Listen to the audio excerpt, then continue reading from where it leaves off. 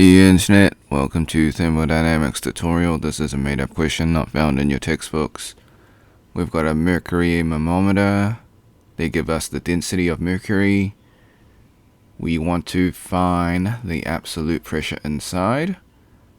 They give us the height difference of 40 millimeters in the manometer. And we have air inside the duct. The atmospheric pressure is 101 kPa.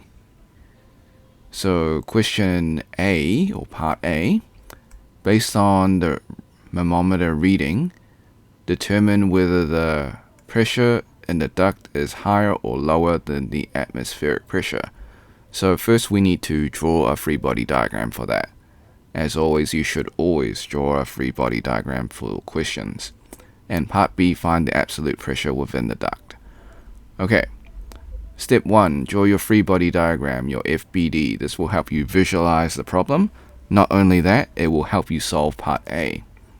So we've got this tube, and when we've got a mercury manometer, we've got a height of 40 millimeters. So given that the manometer is on the lower end, the duct will have a high pressure, so it will be above.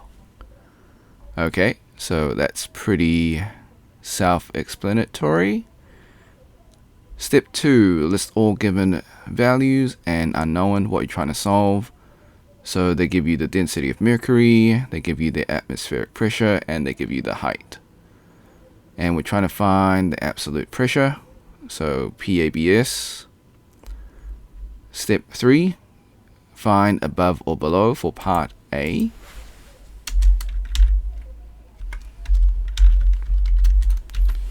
And as mentioned before, the pressure in the duct is above atmospheric pressure since the fluid column on the duct is lower level.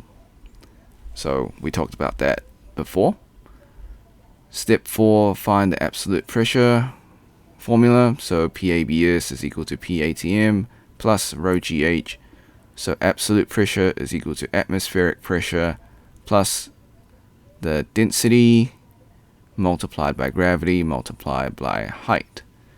So they give us the density of mercury, they give us the height, we assume gravity, and they also give us the atmospheric pressure. So they pretty much give us everything. Step 5, just plug and play. So using the formula, you plug in the values. So PATM is 101 kPa plus the density, which is 13,600 kilograms per meter cube. Gravity is 9.81 meters per second squared. And the height is 40 millimeters, but we convert that to meters, so that's 0.040 meters.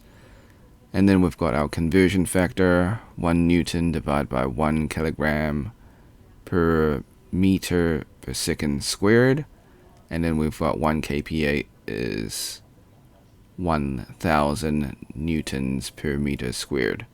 So those will cancel out the units, and we are left with kPa. So the absolute pressure is 106.34 kPa for this question. So this is part B. Okay, disclaimers. The method is correct. However, I do make calculation mistakes. I encourage you to solve it yourself and see if you get the same answer. Before we leave, I also highly encourage you to save this video onto your PC, just in case this video or channel gets taken down while I follow all copyright laws. Sometimes things just happen. You can save this video by using the snipping tool. If you never used it before, you can just follow the instructions. If you're using a Mac, you can use a Mac equivalent of snipping tool. So click on the icon, snipping tool, in your taskbar. If it's not there, go into your Windows search, type in snipping tool. Once you've opened it, click on the video option, then click on new, left click and drag the rectangle to cover the YouTube screen. So this is just an example. Click the start button, wait for the countdown, then hit the replay button on YouTube, let the video finish, and then save your video. Alright, so like and subscribe, share with your friends, because this is a made up question, so they probably won't be able to find it. Leave a comment below if this was helpful, or if you found a mistake, or if you got questions about the working or the question itself. If you want to support me, become a member or drop a super thanks. I will get back to your comment as soon as possible. Until next time, see ya.